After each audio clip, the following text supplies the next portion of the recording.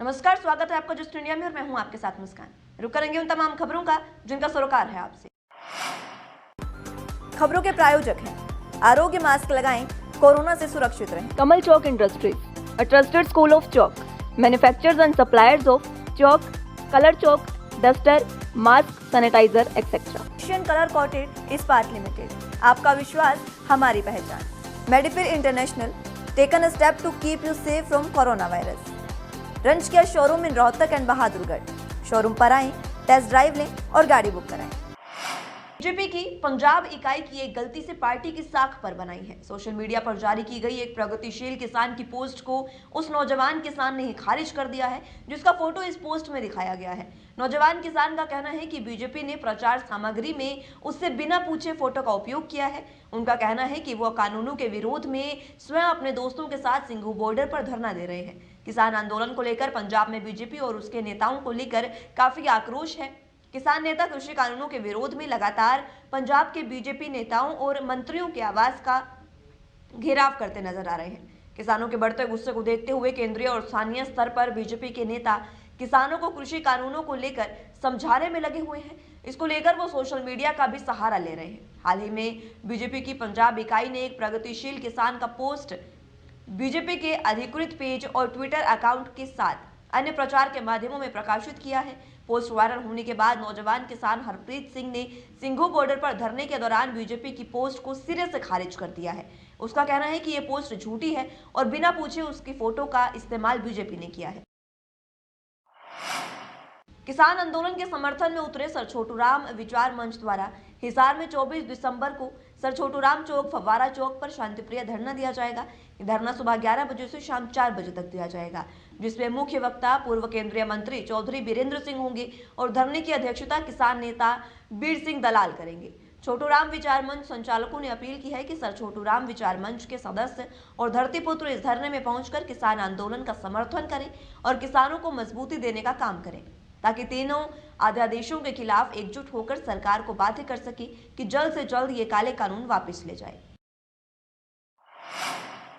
सोनीपत निगम चुनाव के मौके पर शहर में बड़ा राजनीतिक उलटफेर हुआ है। इनेलो के जिलाध्यक्ष सुरेंद्र चिकारा सहित कई विभिन्न प्रकोष्ठों और कार्यकारिणी पदाधिकारी समर्थकों के साथ कांग्रेस में शामिल हो गए हैं। सेक्टर 15 में चिकारा के निवास पर इसके लिए जनसभा भी हुई। राज्यसभा सांसद दीपेंद्र हुड्डा, विधायक सुरेंद्र पवार और अशोक अरोड़ा सहित अन्य नेता यहां मौजूद रहे।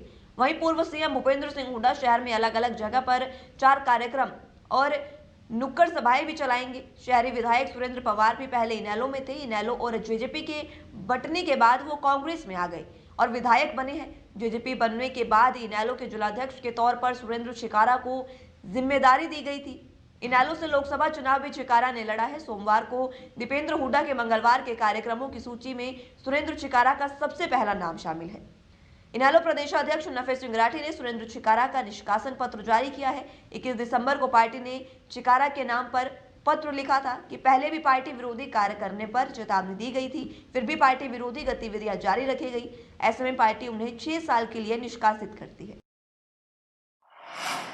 कुरुक्षेत्र में चल रहे अंतर्राष्ट्रीय गीता जयंती महोत्सव में सहकारिता मंत्री बनवारी लाल और सिरसा सांसद सुनीता दुग्गल ने शिरकत की। इस दौरान दोनों नेताओं ने मीडिया से बातचीत में कहा कि कुरुक्षेत्र वो धरा है जहां पर गीता का संदेश आज भी गूंज रहा है और इस धरा पर अंतर्राष्ट्रीय गीता महोत्सव चल रहा है। लोग यहाँ आकर अपने आप को धन्य मानते हैं। उन्होंने कहा कि 25 दिसंबर को जब इसका समापन सत्र होगा तो मुख्यमंत्री मनोहर लाल खट्टर द्वारा धर्मनगरी कुरुक्षेत्र को करोड़ों रुपए की सौगात दी जाएगी। आज कुरुक्षेत्र के इस पवित्र स्थान पे आज जो गीता महोत्सव अवसर पर हम यहाँ आए और एक भव्य आरती का जो आयोजन हुआ और ये एक बहुत ही जो पवित्र स्थान है जहाँ पे भगवान कृष्ण ने एक उपदेश दिया था और कर्म किए जाओ, फल की चिंता ना करो, और उसी पर हमारा सारा जीवन टिका हुआ है। और इंसान को अच्छे कर्म करने चाहिए। अगर अच्छे काम करेंगे तो उसका रिजल्ट भी अच्छा आएगा।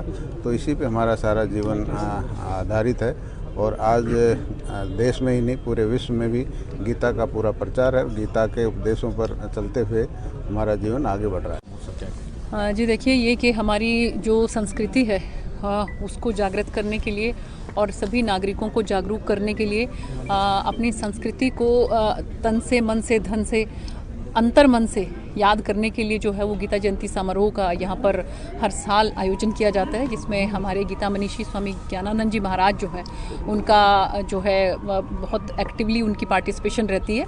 और इसमें जो है वो जो आखिरी मुझे लग रहा है कि जो दिन है उसमें शायद आदरणीय मुख्यमंत्री जी भी यहाँ पर पहुँचेंगे। तो मैं सभी कुरुक्षेत्र वासियों को और पूरे हरियाणा प्रदेश वासियों को और पूरे समस्त भारतवासियों को गीता जयंती समारोह पर बहुत बहुत बधाई। करनाल के ओल्ड चार चमन में लूट की वारदात को अंजाम देकर लुटेरे फरार हो गए हैं। बाइक सवार लुटेरों ने 3 लाख रुपए की लूट को अंजाम दिया और पूरी वारदात सीसीटीवी में भी कैद हो गई है। पुलिस पूरे मामले की जांच कर रही है।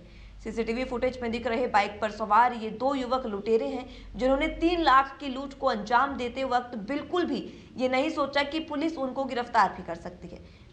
बदमाश बेखौफ हो रहे हैं, उनमें पुलिस का कोई खौफ नहीं है। और ये पूरी वारदात ओल्ड चार चमन इलाके में हुई, जहां 2 युवक गाड़ी में पानीपत से पैसे लेकर आए।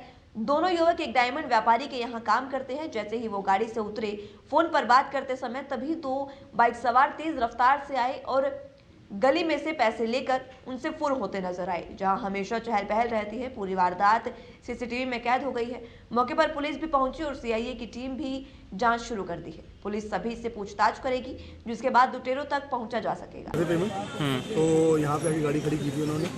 तो जहाँ तक जैसे सीसीटीवी फुटेज में लग रहा है कि लड़के पहले से ही पीछे लगे हुए थे, क्योंकि पहले लड़के वहाँ से आए हैं, उन्होंने देखा है, फिर वो आगे गए हैं, आगे से उन्होंने यूटर्न लिया, यूटर्न लेके वहाँ पे वेट किया उन्होंने। जैसे उनको मौका बना पेमेंट खींचने का, तो वहाँ से उन्होंने एकदम से अपनी बाइक खींची और वहाँ से पेमेंट को लिया। 3 लाख रुपये लेके आए थे। यहाँ पर जस्ट इनकी गाड़ी का पीछा कोई पल्सर गाड़ी थी, बाइक जिसमें 2 थे, विदाउट नंबर प्लेट थी। जैसे ही इन्होंने दरवाज़ा खोला, पीछे से आए और उससे 3 लाख रुपये लेके चले गए। उन्होंने पेमेंट लेके निकल गए। मैं यही हुआ है, उसके बाद हम पीछे ही भाग गए। वो रुकना कहा था, पल्सर बाइक थी, उन पर पूरी गोली की तरह गए। आप कहाँ खड़े थे उस दौरान? हम यहीं पे था। मैं तो अच्छा, पेमेंट में ही लेके आया था जिस बंदे आप ही पानीपत से लेके आए? हाँ जी। आप थे और एक और साथी था? एक और था जी। बस जैसे ही वो उधर से पेमेंट लेके निकला, फोन पे बात कर रहा है, उन्होंने एकदम से पहले वहाँ रुके। पेमेंट आपके हाथ में थे? मनीष। टोहाना में सीआईए पुलिस की टीम ने गश्त के दौरान कार्रवाई करते हुए 3 लोगों को नशीली गोलियों और गांजा सहित काबू किया है। पुलिस ने आरोपियों को न्यायालय में पेश कर रिमांड पर भी ले लिया है, ताकि सप्लायर को काबू किया जा सके। पहले मामले में पुलिस की टीम ने मोटरसाइकिल सवार युवक को 3 किलो 250 ग्राम गांजा सहित गिरफ्तार किया है। पकड़े गए युवक की पहचान टोहाना निवासी रामपाल के रूप में हुई है। वहीं पुलिस ने आरोपी के खिलाफ मादक पदार्थ अधिनियम के तहत मामला दर्ज कर कोर्ट में पेश किया गया, जहां से उसे पूछताछ के लिए रिमांड पर भी ले लिया गया है। वहीं दूसरे मामले में स्पेशल स्टाफ पुलिस ने क्षेत्र में गश्त के दौरान स्कूटी सवार 2 युवकों को 1500 नशीली प्रतिबंधित गोलियों सहित गिरफ्तार किया है।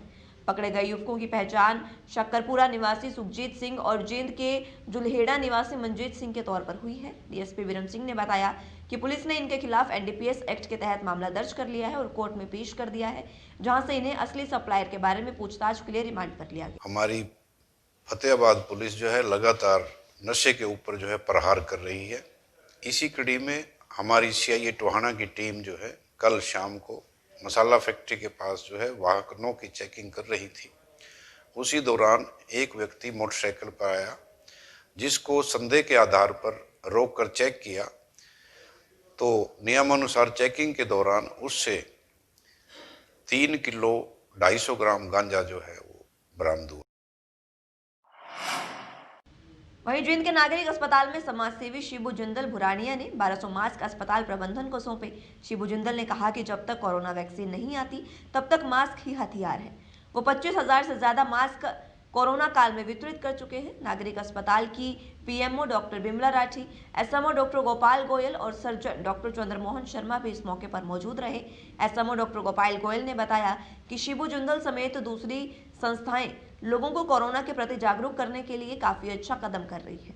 कोरोना संक्रमण के बचने के लिए फेस मास्क और शारीरिक दूरी का ध्यान रखना बहुत जरूरी है। उन्होंने कहा कि अस्पताल में इलाज के लिए आने वाले मरीजों और उनके साथ आने वाले सभी मुंह पर मास्क लगाकर आना चाहिए। जो भी मरीज या उनके तमीरदार बिना मास्क के दिखेंगे, उन्हें ये मास्क वितरित किए जाएंगे। श्री शिबू जिंदल जी बरानिया जी, इन्होंने 1000 के करीब 95 मास्क अस्पताल में दान किए हैं। तो इनका हम तहे दिल से शुक्रिया अदा करते हैं। और ये N95 मास्क जो है हेल्थ केयर वर्कर को काफ़ी मदद पहुंचाएंगे और यही पहनने चाहिए, तो इसके लिए हम इनका शुक्रिया अदा है। और अब आपके माध्यम से अन्य समाज सेवी संस्थाओं को भी हम यही वो कहना चाहेंगे कि अगर आप जो है N95 मास्क अगर हमें और दें तो ये अच्छा रहेगा। बाकी सरकार की तरफ से किसी तरह की कमी नहीं है, हमारे पास सफिशिएंट अमाउंट में है, लेकिन ये एक ऐसी चीज़ है जो लगातार यूज होती रहती है। तो जितने भी हमें मिलेंगे समाज सेवा जो जिसका भाव है वो अगर देना चाहे तो उनके लिए हम दिल से आभारी हैं। वहीं कोरोना संक्रमण का खतरा अब टलता नजर आ रहा है। दरअसल प्रदेशवासियों ने 2.5 लाख पार कोरोना को हराया है, यानी अब तक 2.5 लाख से ज्यादा लोग कोरोना को मात देकर ठीक हो चुके हैं। 27 दिन में नए मरीजों से ज्यादा संख्या ठीक होने वालों की रही। इससे रिकवरी दर 96.57% पर पहुंच गई है। पिछले 24 घंटे में एक भी जिले में 100 से ज्यादा नए केस नहीं मिले हैं। सबसे अधिक 91 मरीज गुरुग्राम में मिले हैं। एक दिन में 501 नए मरीजों के मुकाबले 662 मरीज ठीक हुए हैं। 9 मरीजों की जान चली गई है। अब तक कुल 2,59,374 संक्रमितों में से 2,50,502 ठीक हो चुके हैं। 2,844 की मौत हो चुकी है। अब सक्रिय मरीज 6,028 यानी 2.32% बचे हैं।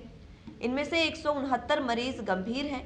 रिकवरी दर 10 जिलों में 97% से ज्यादा पहुंच गई है। महेंद्रगढ़ में ये सबसे बेहतर 98.55% है।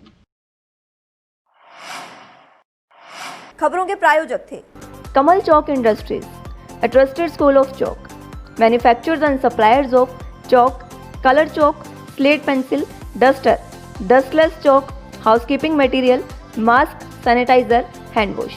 Office number 201, first floor, Town Center Mall, D Park, Model Town, Rohtak. Corona महामारी से लड़ने के लिए आरोग्य मास्क लाया है आपके लिए सबसे आधुनिक मास्क। इसके साथ ही आपको मिलेगी आधुनिक पीपीई किट, वो भी बहुत ही सस्ते रेट पर। contact@arogyamask.com पर जाएं और हमसे संपर्क करें या फिर www.arogyamask.com से जुड़ें। इसके साथ ही आप हमें कॉल कर सकते हैं। हमारा पता है Anand international, plot number 181, Panipat, Haryana. Be Fast Fit, India's fastest growing fitness chain, now at Rohtak D Park.